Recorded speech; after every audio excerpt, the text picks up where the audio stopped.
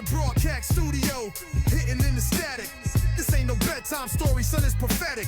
Encrypted signals from the shadows of the garden. We dig where the dirt got secrets, no parting. Microphone alchemist, scriptures with a twist.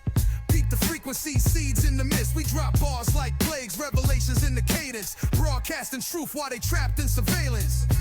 Wisdom with a watchman's blade. Fourth watch style while your whole system fade.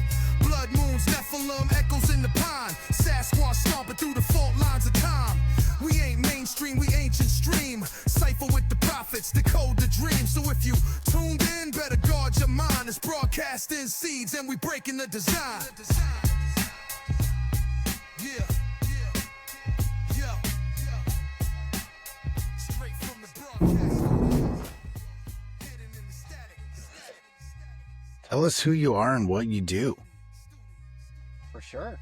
My name is Stijn. I go by Stijn Fawkes on the internet. That's the name I've chosen when I was this radical activist in my early 20s. I have grown up since. I am a Dutch-born Germanic pagan. I follow the old gods of Northern Europe and Northwestern Europe to be specific, close to home. I am a podcaster, content creator, tribal leader. I have my own tribe, founded my own tribe. And of course, most importantly, I am a husband and father.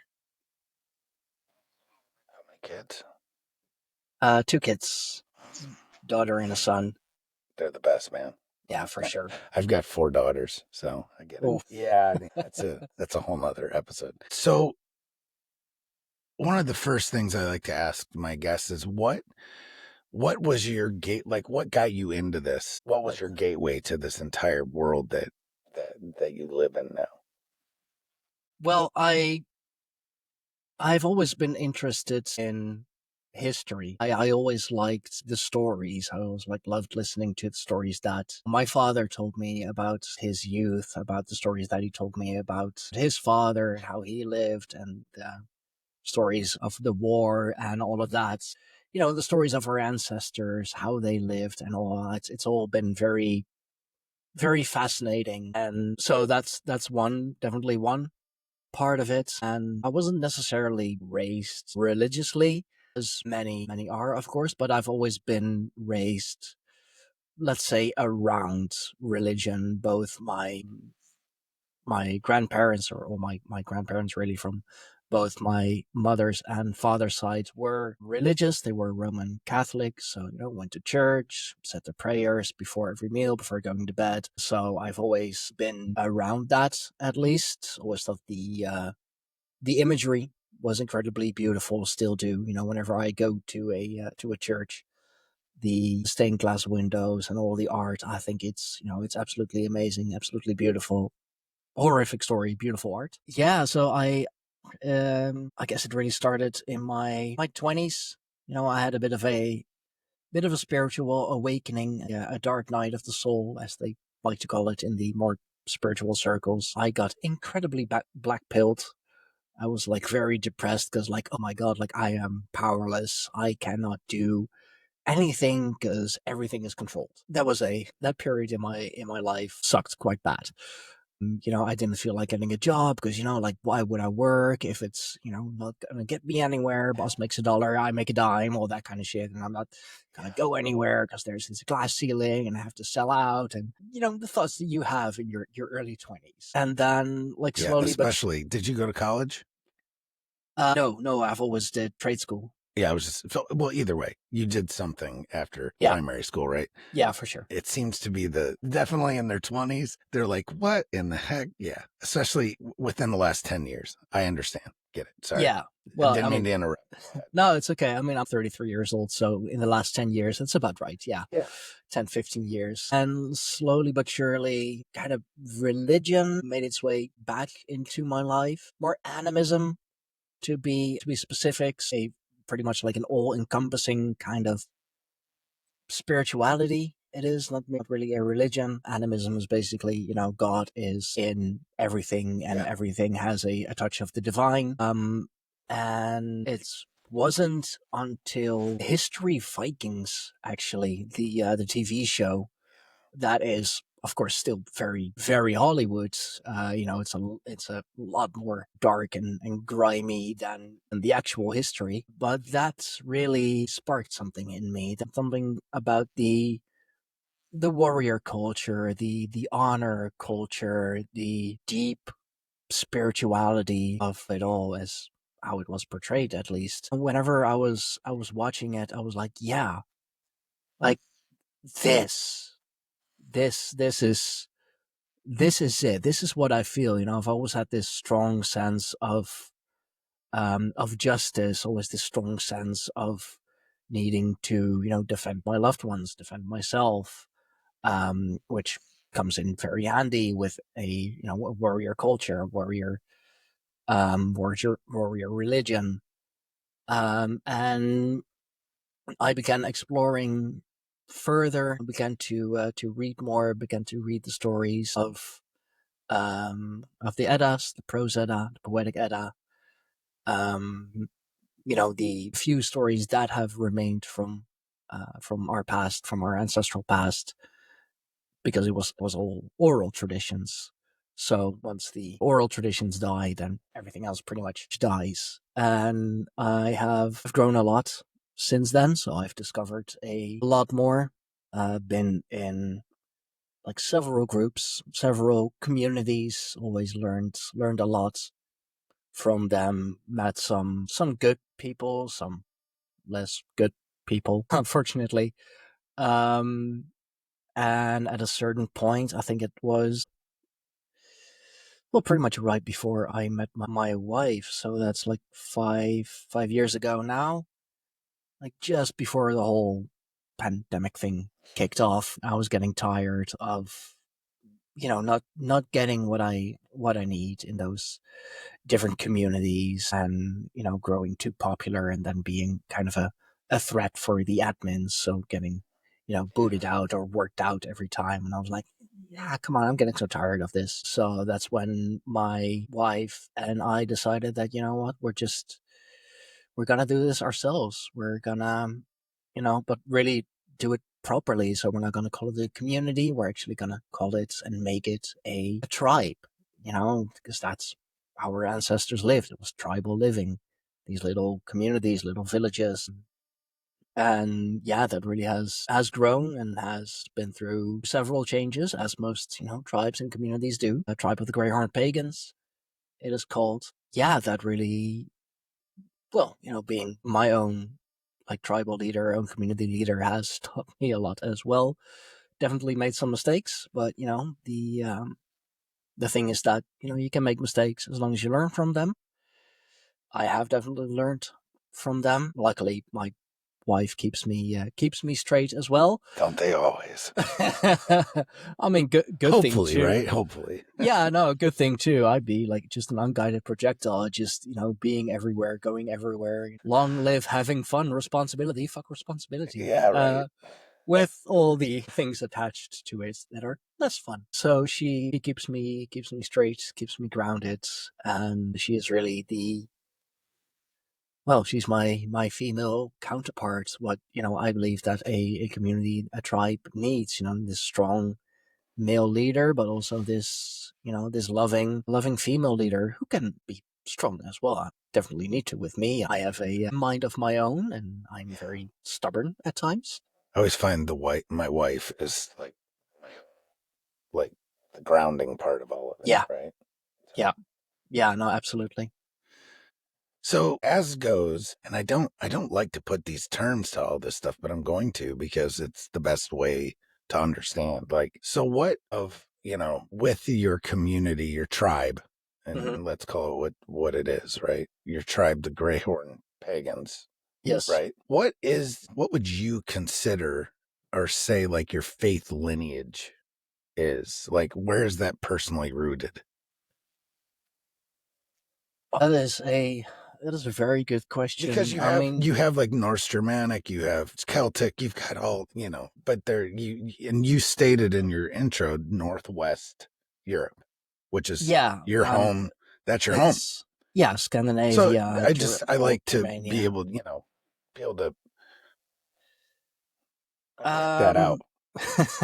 Well, I'll say as a tribe, we are quite eclectic. We have members of many paths. Um, Which is cool. Definitely. I mean, it's Like-hearted folks. yeah. We all believe in similar things. Let's say we have druids, we have pagans, we have witches. We had, but unfortunately, due to bad behavior, I had to remove him. Someone who actually follows Mithras, which is I knew very little about Mithras before I met that guy. I love the I love that my tribe is so eclectic because I get to learn a lot from that as well. Having a community of just Germanic pagans or Norse pagans, yeah, that's great. But you're then it becomes like an echo chamber. It's like, oh, I think that. Yeah, me too. Yeah, me too. Yeah, me too. Okay. Preaching to the choir. Yeah, cool. Like, but have we learned anything? No, not really, because we all think the same thing. So, started out really as focused on, let's say, Norse paganism, because that is the most well known, most accessible. Wanted to learn about the gods. Wanted to learn about our ancestral ways, how they practice their faith, how they structured their communities over the years. That for me, at least, it really went from just Scandinavia down to Germania, what is now more known as Germany. Then I met people from another Dutch tribe of the Fox. Amazing people there.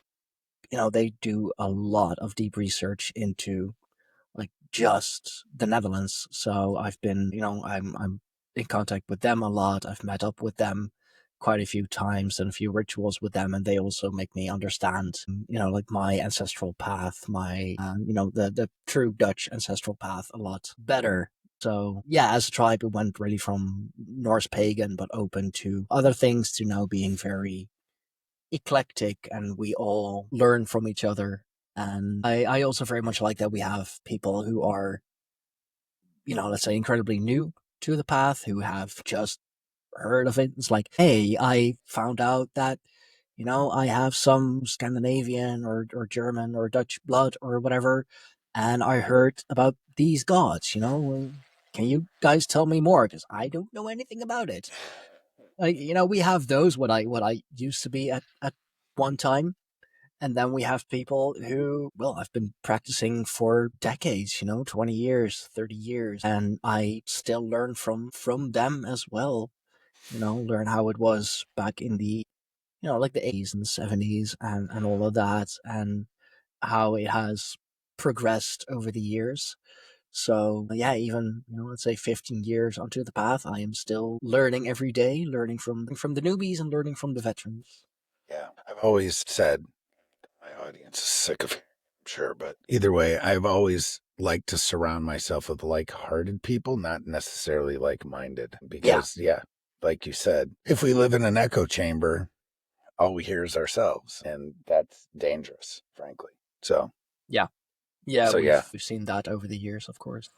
So what does, in your terms, right, what Mhm. does pagan revival look like? Bringing that up, nice. You're actually the first one who really brings up the pagan revival. That's Well, that's nice. because It's a nice it's a touch. movement, period. It is. It So is. Yeah. and to ignore stuff like that is what good does that do? Nothing. So No, it's yeah, the pagan revival, as we have coined it, is really people going back to their ancestral path, to their ancestral ways, finding the old gods again, or the old gods finding them, however you want to put it. So we've seen over the years that even in, a lot of archaeological finds, some major discoveries have been made. Even recently here in the Netherlands, a sword has been found in a river, a sword that hasn't been used in combat, but was used as an offering, a very beautiful, intricate sword with all kinds of symbols engraved in it. I feel like I'd read about that. Both pagan and Christian symbols. So really showing a beautiful syncretism between the two, from that sort, and the, investigating and researching into the time period. they have managed to discover that offering swords or offering weapons of some kind used to be a quite common offering, because they are, of course, very powerful items. And if you inscribe them with these magical symbols and you offer them to the gods by, either placing them, not necessarily throwing them, but placing them in the river, which is, a very powerful source of energy. Of course, the river, like, it always flows. You never step in the same river twice. And I mean, like, what can go wrong with an offering like that? That is so incredibly powerful, incredibly beautiful, and that's just archaeological discovering. And especially from most of the guests that I have had on my own show, my own podcast, I'd say that the true revival, the true shift happened during the pandemic, because everyone's worlds just kind of shattered. They didn't know what to believe anymore. Even the church said, like, I don't want to insult the church. I'm not that kind of pagan. There are many, unfortunately. I'm not one of those. A lot of churches, like if you even seen banners, like, Jesus can save you, get the shot. It's like, but then why go to church? Why pray to him? If even the church says, get the inoculation, no, you're supposed to be my, the ones who save me, right? Like Jesus and God. And so I get why many people over time left the church, and it's left them wandering both with, like, O and A, wandering and wandering. And Wotan, Odin, the All Father, the supreme god, if you will, he is the Grey Wanderer. Many people have found the gods. Many people of, especially European ancestry, and Europeans themselves, of course, went back to the ancestral ways, because they felt like this is it. This is what my ancestors practiced, or, it's an unbroken lineage even. There are very few of those, but there are a few unbroken lineages still. And it just felt right to them. And there's this big revival going on of people, like, remembering their pasts, their blood memory, if you will, coming back to the surface. I mean, religion as a whole has, Agreed. I was just gonna say that, but you said it. Yeah, no, religion as a whole has gained in popularity again, because it's basically the only thing that you can really trust, the only thing that really, will forever have your back, no matter what God you really believe in. I mean, I'm sure that your audience agrees that the government, I mean, we can't really trust for them, sure, right? Absolutely.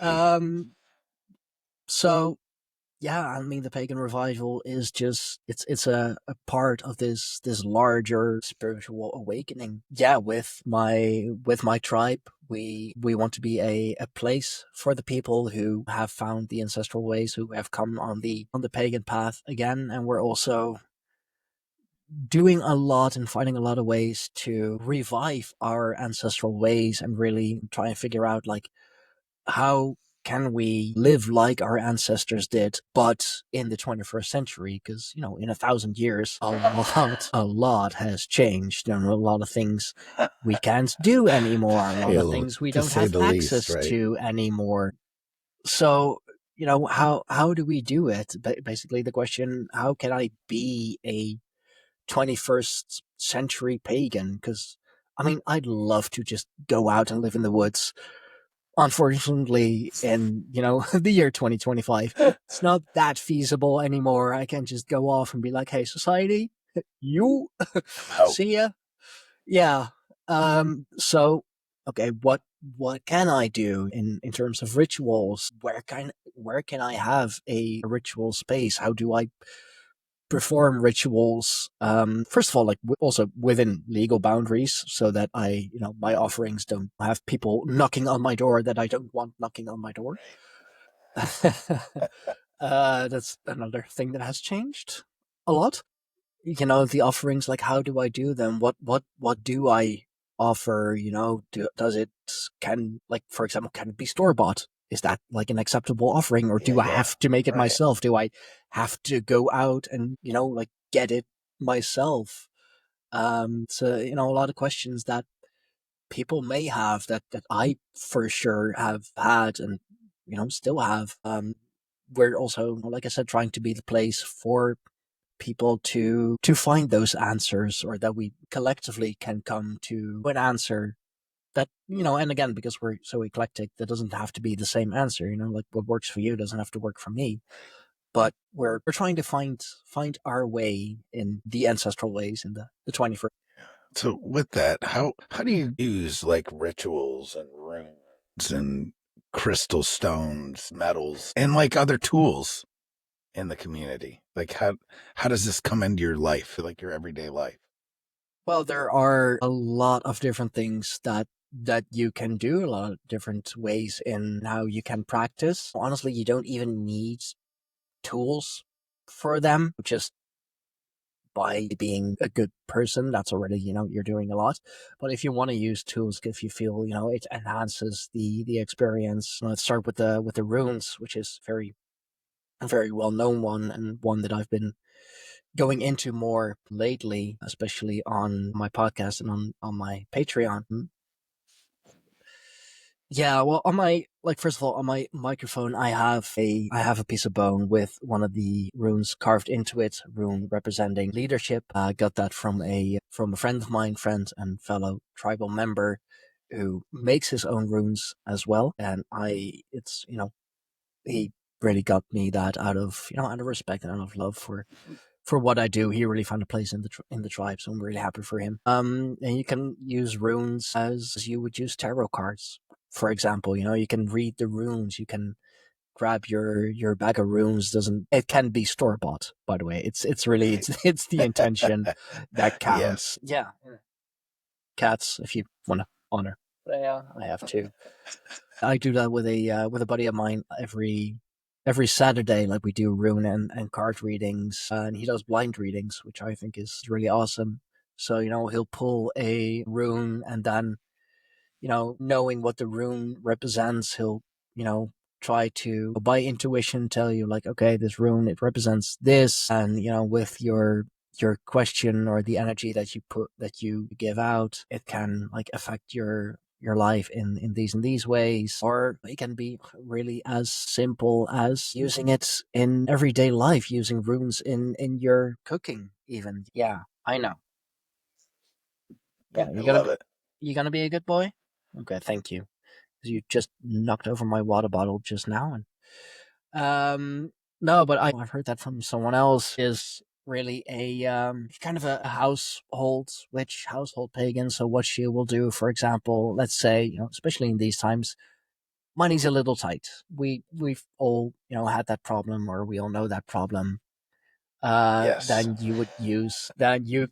The rune that you would use for that is the Fehu rune, the one that literally looks like the letter F. And you could, I don't know, like, inscribe it on a piece of paper and lay it under your pillow so that you sleep on it every night, pulling the energy of the rune into your subconscious, into your unconscious. If you like baking pies, if you like baking bread, then in the dough, before you put it in the oven, you can carve a little Fehu rune into it, so it literally gets baked into the product, and then by consuming the product, you are consuming the energy and the power of the Fehu rune, for example. So very, very simple things. It doesn't have to be that complicated. Elaborate. Yeah, no, exactly, and that's also one of the beautiful things about about paganism. Like, it doesn't. That's what everybody always thinks. Of course, oh, I have to have this elaborate setup, this like $1,000 altar with $2,000 worth of stuff on there, and it's like, I mean, sure, like, you can if you want to, but you don't have to. Like, my altar is literally my old desk set up in the bedroom, and I have stuff that represents my grandparents. I have a wooden carving that my grandfather made. I have like one of those those pocket watches that my grandfather from mother's side always used to wear. I have pictures of the kids on there. I do burn incense on there. I do burn sage on there, but that is my altar. It's it's pictures and items, trinkets that for me carry the energy of my family, of my loved ones, and that's my altar. And most of it didn't cost me anything because they were they were gifts, or they were pictures that like school pictures even, or pictures that the mother of my children made with her phone and printed out and gave to me for Father's Day or something. Things that you give meaning. Yeah, yeah, exactly. Like that is the I'd say that's one of the more important aspects, really. Like, it has to have meaning to you. And Intention as well. That's the other yeah, side of it. yeah, meaning, intention, and whatever that thing may be that to you carries the meaning of intention, that really doesn't matter. If it means something to you, if it means something important to you, then, like, you could say it is already a spiritual or religious object in a way, just very, very personal. It's also why I always wear the hammer of Thor, to, of course, indicate that I am a follower of the old ways, and it is also something very, very personal to me. It is like literally after my morning shower, it's the first thing that I put on. Like, not even clothes. No, necklace comes first. I feel I feel incomplete without it. If I'm not where if I had if I have a crazy chaotic morning, for example, and I go out the door and not wear it. I've had that a few times. I don't feel comfortable. I don't feel myself. And I like subconsciously I keep feeling for it, keep grabbing it. It's like, oh no, wait, I'm not wearing it. Ugh, I'm not wearing it. Right. Absolutely. Yeah, one of my favorite characters in the book. It's the books are they're by Bernard Cornwell. I don't know if you know him as an author. I'm familiar. Yeah, I'm so familiar. Yeah. his main character, Uhtred of Bebenberg, wears a hammer, Yeah. and he'll never take it off, no matter what. And it's pretty funny. Same kind of thing. Because he just won't. This is what he is, and this is who he is, and that's what he believes. Period. So, and no matter Yeah. who tells him otherwise, doesn't matter. So, what are some of the biggest misconceptions about paganism?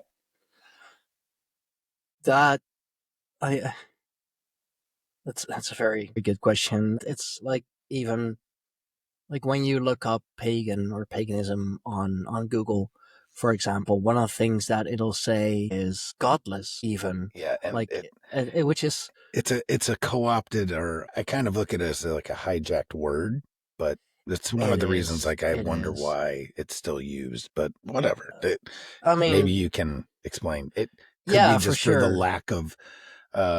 lack of another word, maybe. Like so as a Christian, we call angels angels. But angels they're not angels. They're it's a job title, actually. Right. Yeah. So pagan, I'm just It's just well, it's a name that was given to the people, of course, coming from the Latin paganus, which means outsider, or nature worshiper, someone who lives outside the city, who lives outside of society, who lives in nature, who lives in the woods, on a farm, on anything like that. So really, if you boil it, can be boiled down to someone who is still in touch with nature. That's why it always has. Why it's another thing that people will say. Oh, paganism. It's a broken lineage. It's a broken religion. It's not continuous. And I mean, it it is. Um, Otherwise, in the year 2025, I definitely wouldn't be a pagan if it is indeed, a dead religion or a broken religion of any kind. It is mostly worshipped, uh, in nature. The gods are these forces of nature, are these archetypical beings that you will find in nature. Thor is the god of thunder. He is the god of strength. So, a thunderstorm to us is Thor riding through the heavens. I don't know, like an elite level power lifter, has channeling the strength of Thor, for example. And one other misconception that a lot of the, well, let's say, uneducated Christian audience has is that we are devil worshippers, which couldn't be farther from the truth. We don't even acknowledge the existence of the devil. Yeah, we have our own malicious entities and divine beings that cause havoc, if you will, but we are not devil worshippers. And I feel every devil worshipper that calls himself pagan, or every pagan that calls himself devil worshipper, doesn't know what he's talking about, because those two, they do not go hand in hand. One is definitely not like the other. We are respecters of nature. We are lovers of nature. We are the keepers of nature and the natural forces. That is really what it. We no, we don't go to church every Sunday if we want to honor our gods. We go outside, really. If we truly want to be one with our gods, we can go into the woods. If you want to feel this connection to the Dutch goddess Nehalenia, for example, who was the goddess of the seafarers and sea trade, you can go out on the ocean and experience the power and also, the vastness of the ocean that will bring you in contact, or will bring you easier in contact with the goddess Nehalenia, for example. Doesn't mean that we don't have our own temples, that we've never had our own temples. We definitely do, but they are for the bigger celebrations, for the equinoxes, for example, when the whole town, or like several towns and tribes, come together and celebrate the returning of the sun, or the returning of spring, or on the 31st of December, we celebrate the new year. That is when we'll go to a temple, because it's a gathering place. It's a gathering place for worship, not something that we go to every Sunday, or something that you have to go to be able to connect to your gods. We also don't really have any religious texts like the Christians would have the Bible, for example. The Judaics would have the Torah. The Islam has the Quran. We don't really have that. We have stories. We have stories of our gods. We have stories of our ancestors. We have the stories of the heroes of old, and in those stories are woven the lessons that we are supposed to learn, are woven the archetypes that teach us, the archetypes that show us the ways of the world. So let's expand on that just a touch. So you've got probably the most well-known type of things that someone would consider a pagan story would be the sagas, the Yes. Norse sagas, right? Yeah. What beyond that, though, is there? Just if you have some examples. One very known example is the story of Beowulf. Yeah. That is a very well-known pagan story. The story of the Nibelungen. It's a very well-known Germanic story. I'm not sure who the main character is, but it's the Slayer of the Dragon. That archetype, which has been How do you a say that story. again? Nibelungen. It's a Germanic. Yeah. You could even say that, although that is more Southern European, of course, the trials and tribulations and the works of Hercules, or Heracles, as his actual Greek name is, those are pagan stories as well.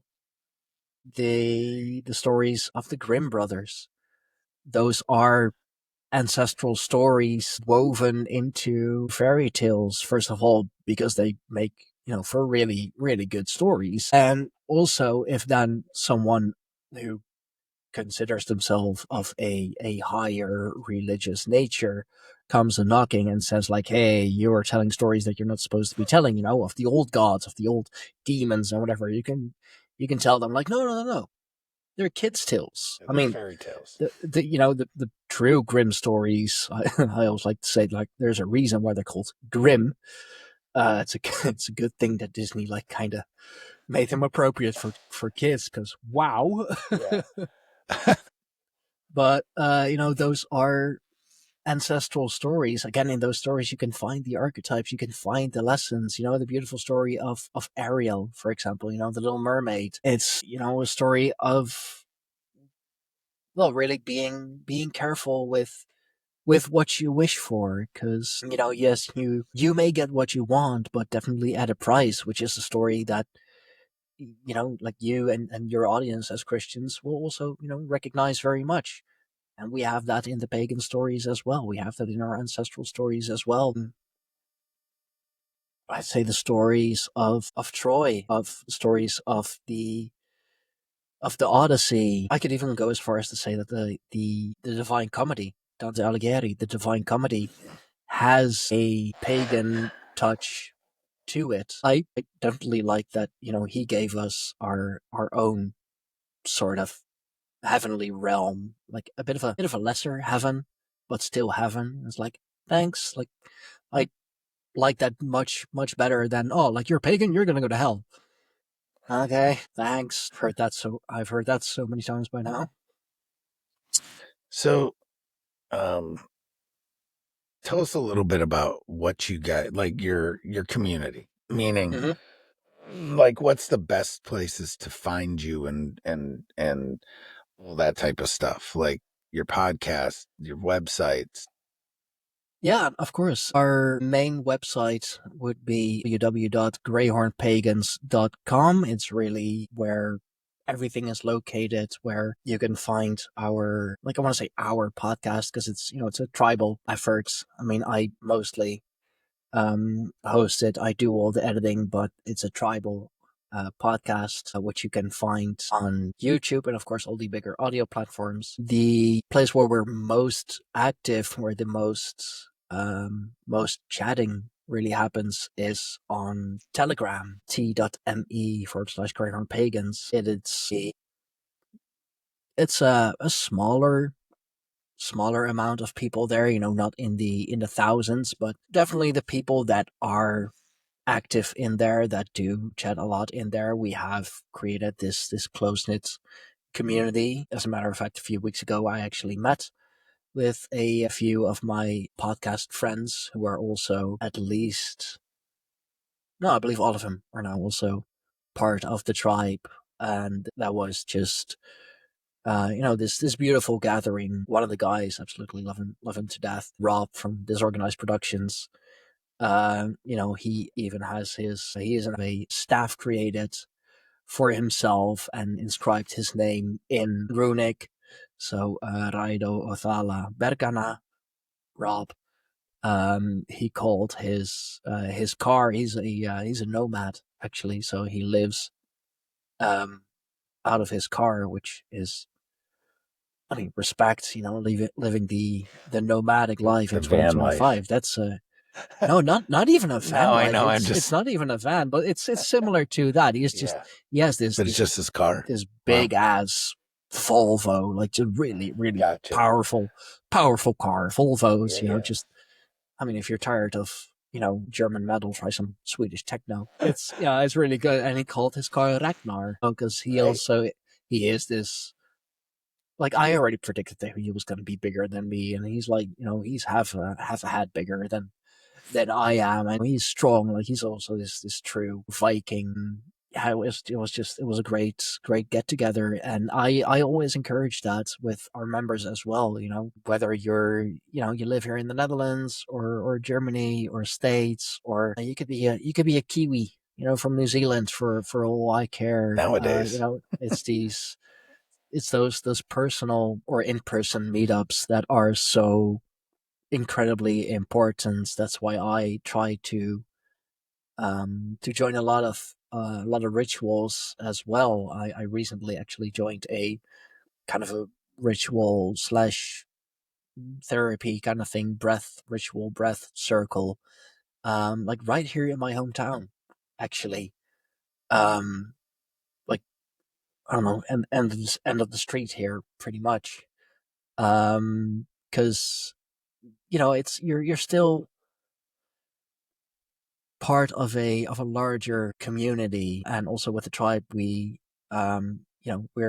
friends, we're in contact with a lot of other communities as well, especially the the bush whisperer shaman living in South Africa, really a eastern spiritual shaman. He does a roundtable every Saturday, and a lot of our members, join or have joined on that roundtable. And I think that is also, very important that as a community, as a tribe, connect with others as well, connect with other tribes, other spiritual communities, other pagan communities, because like that's it's a you know a very human thing to do. Of course, we're always looking for that connection.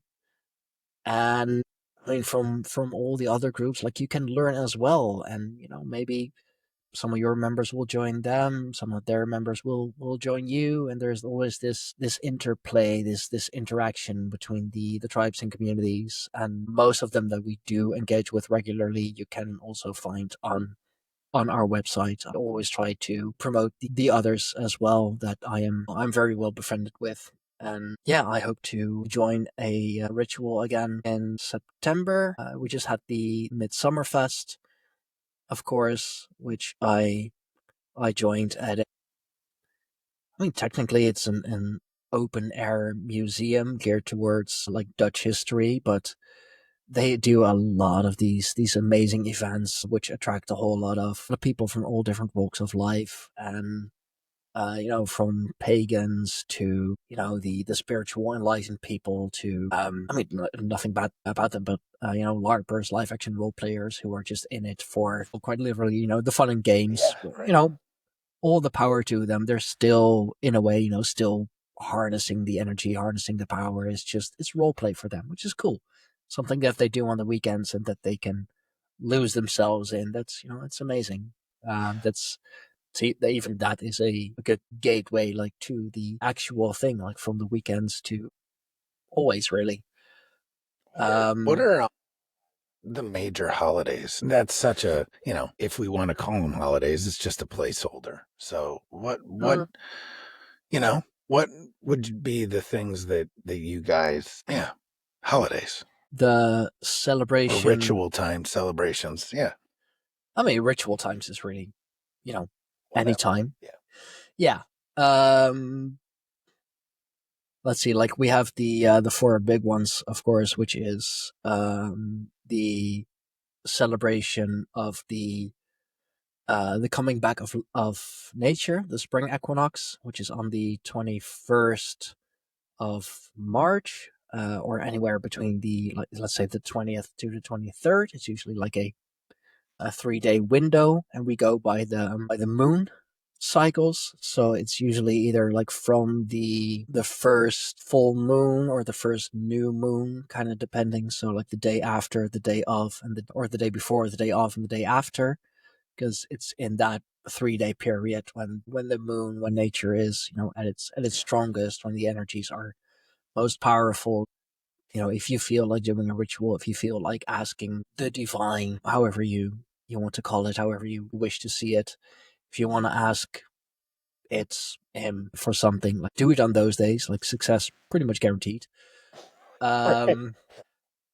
um we have, which is of course also very important, what I just mentioned, what we just had, midsummer, which is You know, when we're on the halfway point of of the year, it's from midsummer that the days become shorter again and the nights become longer again. It is the the darkness again winning, or partially temporarily winning Yeah. over the light. It is Days get it longer, is or nights get longer.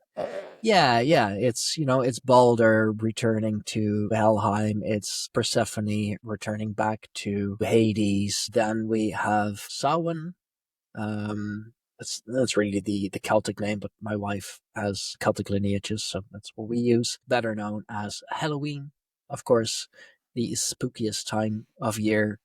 But that is also because that is when the veil, let's say, between this world and the next is thinnest, which you will see in a lot of cultures. A lot of cultures think the same, think similarly. That's one of the reasons why my wife and her son, my stepson, they're absolutely mad about the Disney Pixar movie Coco, because that portrays the Dia de los Muertos, Yeah. Day of the Dead from Mexico. It portrays it like absolutely beautifully. So she also has a tendency to call my altar my ofrenda, and it's like, no, honey, it's my altar, but sure, whatever you like.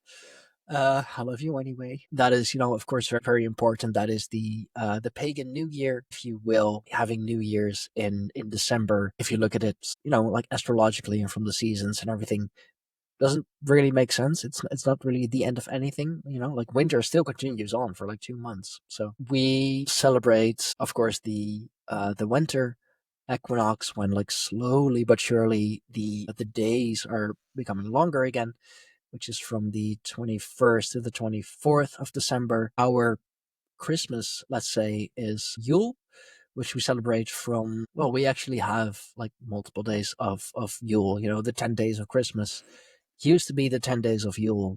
Even when it, eventually turned into Christmas, it was still like actually 10 days that we celebrated instead of just the 2 that we have now. But that ends on the first full moon of January, which is usually, I want to say, the 6th of January. So that is our New Year's. The name, well, slips my mind. Yule celebration. Um, and those are really the major ones. And then we, of course, have, like, we very much go by the moon cycle. So with the full moon, Yeah. the new moon, the harvest moon, we tend to want to do bigger, um more important rituals, if you will. So if we want something new, or if we need more guidance on a particular thing, or if we're going through a especially hard time, we try to do a ritual and ask the gods for a favor, ask the gods for guidance on those moon days, on those Yeah. those bigger days, Something I've because been that's studying, I would say, lately is this concept of the 13 months in a year by, well, the lunar calendar. And it seems like the most natural thing, right? it And is. how we've, as a world, and not every society subscribes to the calendar that we follow here in the West, but how we went from, and that's what I'll call it, the most natural calendar that there is, which is the lunar calendar, in my opinion. And I get a lot of flack for that, but whatever. But the rest of it's kind of a human construct to an extent, right? Not all of it, but the lunar calendar makes a lot of sense. I don't understand why, even like biologically, circadian wise, it's the most natural calendar there is. Yeah, definitely. I mean, especially for the women, especially for the wives, Yes. their menstrual cycle. I mean, you could little play on words, you could call it the moonstral cycle, because it, aligns, well, naturally, it aligns. Give or take, right? Sure. Like the like I said, the 3 days, day before, day of, day after, somewhere in there, or in those days, it usually lines up, and that's why why I always like that in the older religions. The sun is a very masculine type of energy, but then the moon is this beautiful feminine energy, and it really, it lines up. And yeah, the 13-month calendar, I mean, we're it calling makes too it much a sense. month. Even the names line up with complete change of the entire paradigm, right? Yeah, in it's the Latin language that we still use for a lot of it. December, for example, would be the 10th month, not actually, just by those words, right? Yeah, it is. October would October's the 8th. Yeah. Yeah. So even though we still kind of hold on to these, even the days of the week are mostly pagan names, right? They are like literally Wednesday. It's Tuesday through Friday that are literally named after. Yeah. Right? No, that's what I'm saying. After Norse and I don't deities. think people realize this. And one of the things, I told you we started this off, I've been studying, I guess you would call it pagan mythology since I was a kid. But have you ever seen the show American Gods?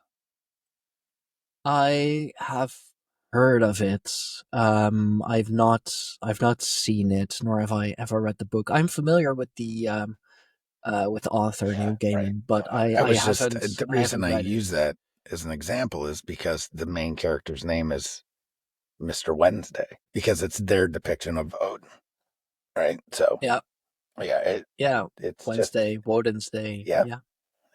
So I just thought I'd interject all that. No, that it's still alive, and like the remnants of pagan culture, religion, all of it, they're still very alive in our world. Even in Christianity, there is a lot of paganism, a lot of pagan customs to be found. I always get a lot of shit for saying this, but I'm sorry, it's true. Like, you have the Trinity, for example, Father, Son, the Holy Ghost.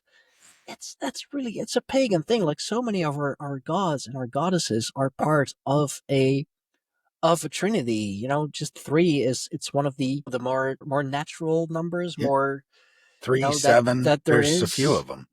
Yeah, 3. 3, 6, 9. If you want to go by Tesla, actual Tesla, not car Tesla. Not yet. Yeah, Nikola. Yeah, that guy, absolutely. That guy, not Elon. No, definitely not. No, and even the concept of hell is really an amalgamation between two pagan things, because we have a realm called hell. We have a realm called Helheim. It is the underworld, but it's not necessarily. It's one of the 3 layers of hell.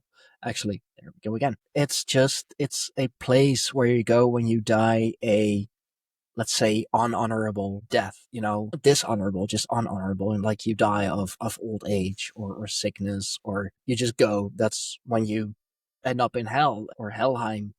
And it's not this terrible place. It's not this incredibly beautiful place either, but it's just, it's there. It's where your spirits, where your energy lives on. It's where 99% of your ancestors are.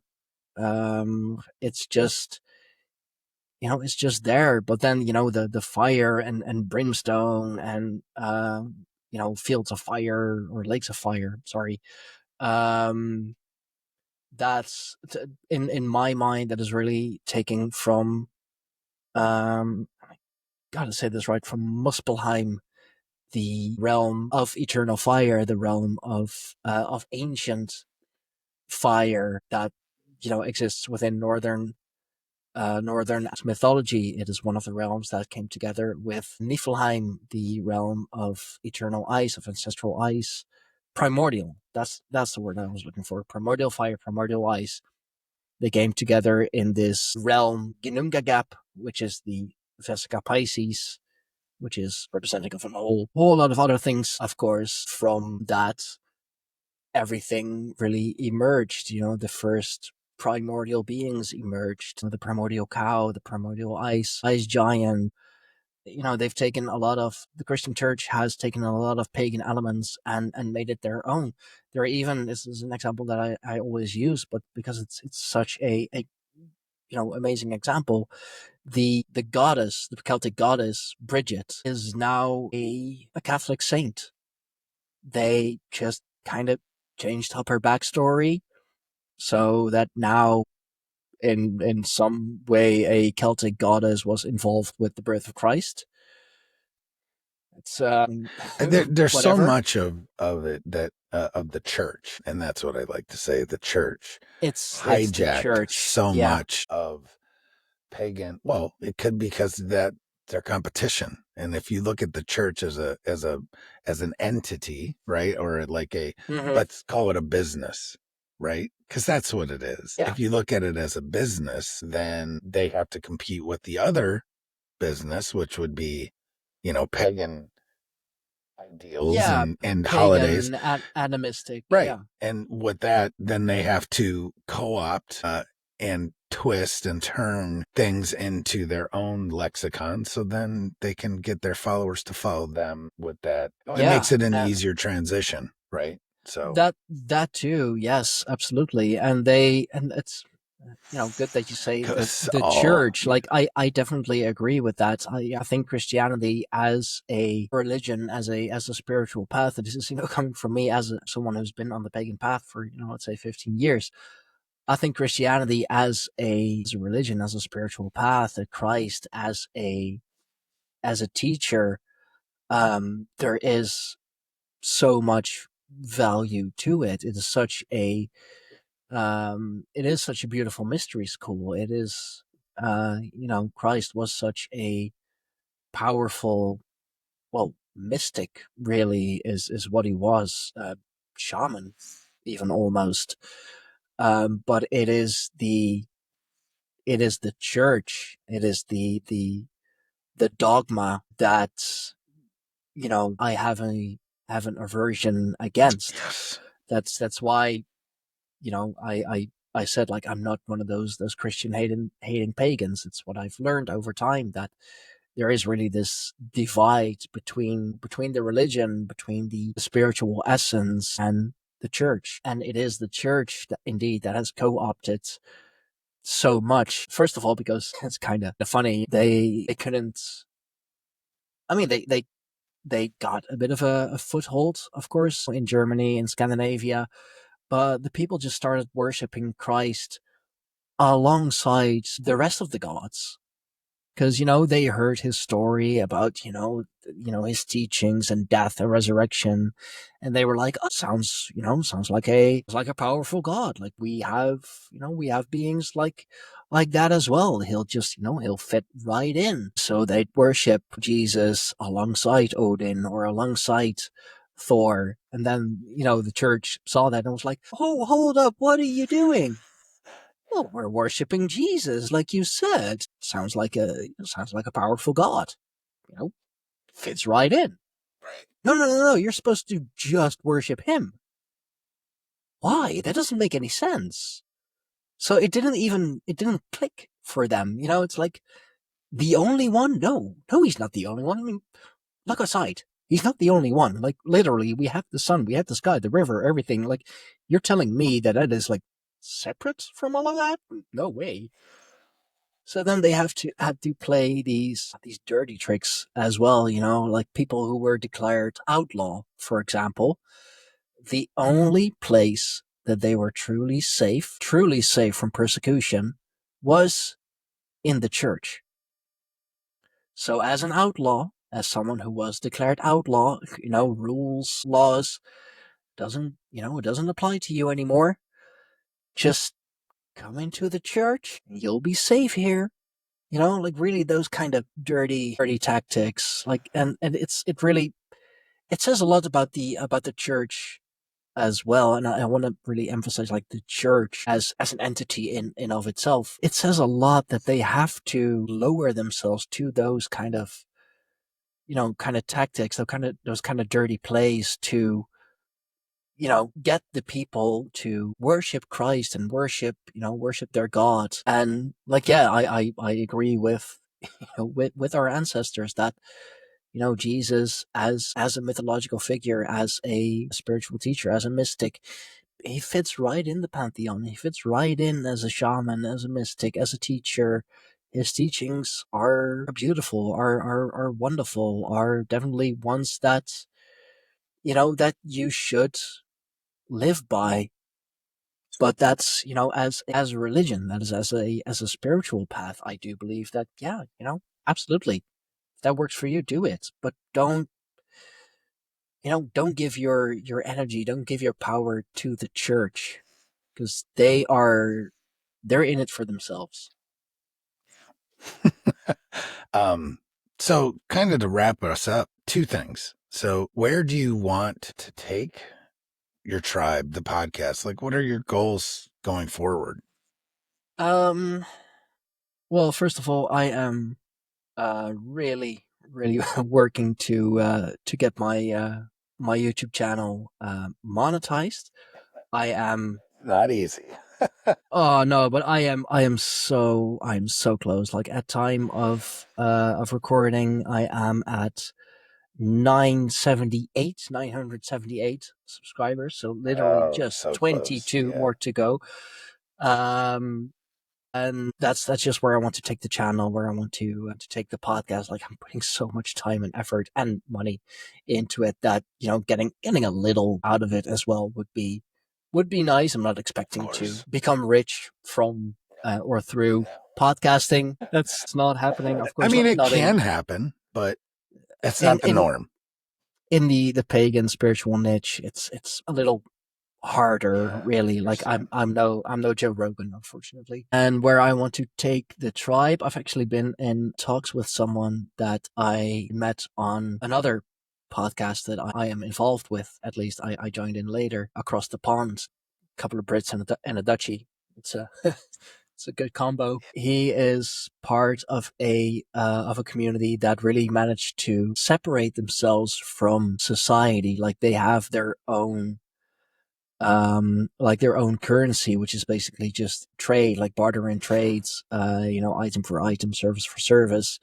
They have their own law enforcement, and they are really seeking to expand that. That is what I've been working on. Well, me and a friend, like my right hand man within the tribe, we have been working to that for a lot of years as well, to really make the tribe its own entity, and to preferably have a place for ourselves, at the very least independently from society. So now that I have found someone, or have I've managed to make contact with someone who is part of a community like that, I am working on, and talking about having the tribe be part of that community, so that we may come one step closer to really be our own independent tribe. And that is also why I'm putting so much effort into the podcast, into my channel, into the tribe as a whole. Like I've often said that I have, two full-time jobs, one that I love, which is, my channel, which is the podcast, and one that pays the bills. Yes. And I would absolutely love to, if for the full-time job that I have, that I love doing, which is podcasting, which is, creating content, which is, busying myself with the tribe, I would love for that to pay my bills as well. And I am getting closer every week. I am getting closer every month, and I have, well, made a deal with myself, really, that I don't stop until it is so. And my cat seems to agree. Uh, um, so yeah, that is really what I've been working on, at least in private, online, kind of offline as well, by participating in community events and community rituals, etc. I'm not just expanding my connections, but also expanding my mind, expanding my own experiences. and course. it's a lot of work, but I love doing it, and that's why I'm trying to do more guest spots on other podcasts as well, especially now that, to me, not everyone has to see that. Thank you. Especially now that, I'm kind of like my guests have kind of dried up at the moment. Like I have a full-time job. I have 2 kids, 2 cats. This being the one that requires the most attention and most work. I do love him though.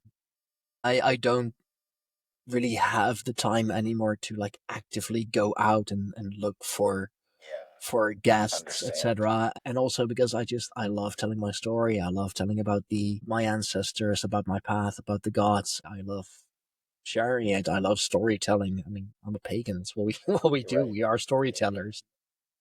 So yeah, it's a lot of work, a lot of effort, a lot of time, but I love doing it, and I love I love seeing the results, and I'm not going to stop until I have I've reached the desired results, and then I'm gonna kind of keep going to keep it like that, and to further it. Absolutely. So again, tell everyone where they can find you.